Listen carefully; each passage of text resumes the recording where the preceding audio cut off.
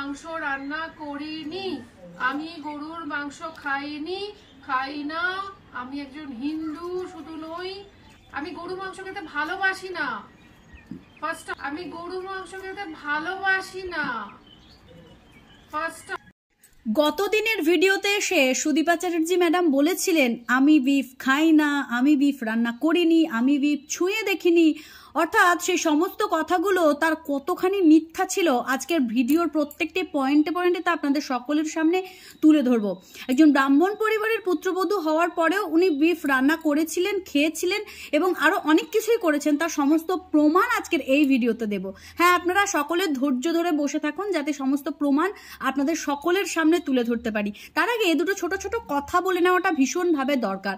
সেটা হচ্ছে, দেখুন, সোশ্যাল মিডিয়াতে ভালো হতে সবাই চায় এবং নিজের ব্যাপারে ক্ল্যারিফিকেশন দিতে গিয়েও মিথ্যে কথা অনেকেই বলে, কিন্তু তাই বলে এত বড় মিথ্যে কথা যে উনি বিফ কোনোদিন খাননি, উনি বিফ পছন্দ করেন না, এই ভালোবাসি না, যে ভিডিওতে উনি নিজেই এই কথাগুলো কিন্তু বলেছেন, আপনাদের সকলকে সেটা দেখিয়ে নিলাম। এবারে চলে আসি ওনারই ফেসবুক ওয়ালে পোস্ট করা 2016 সালের ফেব্রুয়ারি মাসের একটা পোস্ট। সেই যে ছবিটা আপনাদের সকলের সামনে আমি তুলে ধরলাম, এই ছবিটা ওনারই প্রোফাইল থেকে 2016 সালে পোস্ট করা হয়েছিল ফেব্রুয়ারি মাসে। তিনি বসেছিলেন ইটালির রোম শহরে এবং সেখানে গিয়ে তিনি কি ভক্ষণ করেছেন না beef stake with roasted potato. শুধু তাই নয়, এর আগে তিনি আরেকটি পোস্টে লিখেছেন যে এমন একটি স্মরণীয় দিন, অর্থাৎ এই বিফ খাওয়ার দিনটা ওনার জীবনে এতটাই স্মরণীয় যে উনি কোনোদিন জীবনে এই দিনটাকে ভুলতেই চান না। তাহলে 2016 সাল থেকে 2024 সাল, মাত্র 8 বছরে উনি ভুলে গেলেন যে উনি বিফ খেয়েছেন, বিফ পরখ করে দেখেছেন।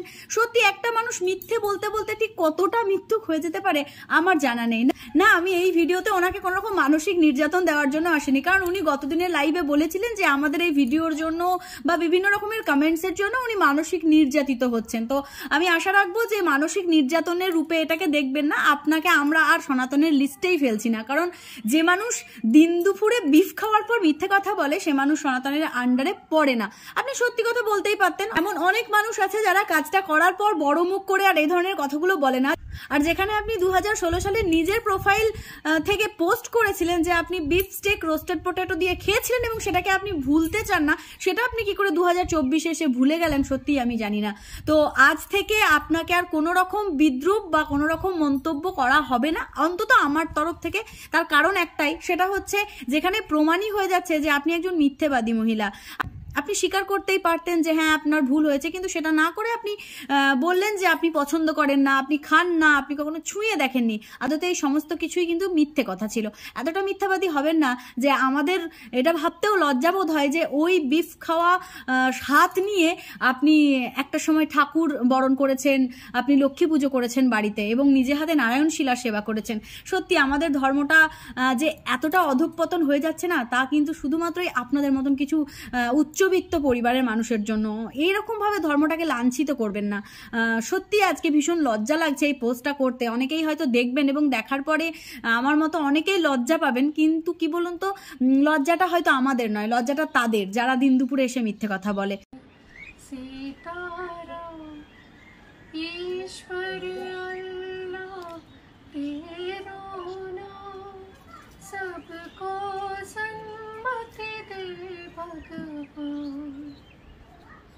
ईश्वर अल्लाह तेरो नाम।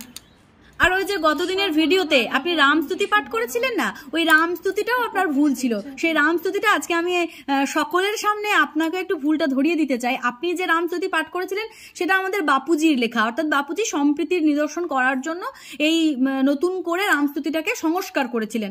আর অরিজিনাল যেটা রামস্তুতি সেটা কি ছিল জানেন? সেটা ছিল रघुपति राघव राजा राम पतित पावन सीताराम सुंदर विग्रह मेघा श्याम गंगा तुलसी शालिग्राम रघुपति राघव राजा राम पतित पावन सीताराम। কিন্তু কি বলুন তো, লজ্জাটা হয়তো আমাদের নয়, লজ্জাটা তাদের, যারা দিন দুপুরে এসে মিথ্যে কথা বলে। তো আগামী দিনে আপনাকে নিয়ে আর ভিডিও বানানোর কোনো অভিপ্রায়ই আমার নেই, কেননা একটাই কারণে, সেটা হচ্ছে আপনি সনাতন ধর্মের মানুষ হয়ে যেভাবে আপনি এনজয়িংয়ের সাথে বিফ ভক্ষণ করেছেন এবং রীতিমতো আনন্দের সহকারে সোশ্যাল মিডিয়াতে পোস্ট করেছেন, তারপরে আর আপনাকে নিয়ে সমালোচনা করার কোনো প্রশ্নই নেই। এই ইনফরমেশনটা পাওয়ার পর যার যার মনে হয়েছে যে সকলের জানা উচিত যে একটা মানুষ সোশ্যাল মিডিয়াতে এসে কিভাবে দুই রকমের কথা বলতে পারেন,